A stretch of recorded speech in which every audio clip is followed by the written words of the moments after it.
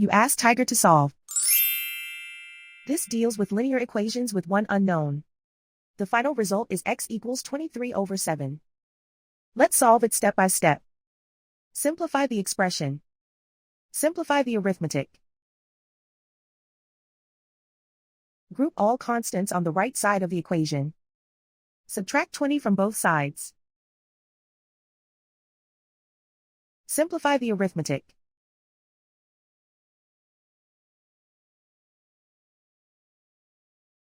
Isolate the x. Divide both sides by -7. Cancel out the negatives. Simplify the fraction.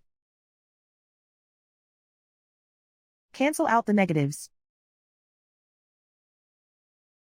And so the final result is x equals 23/7.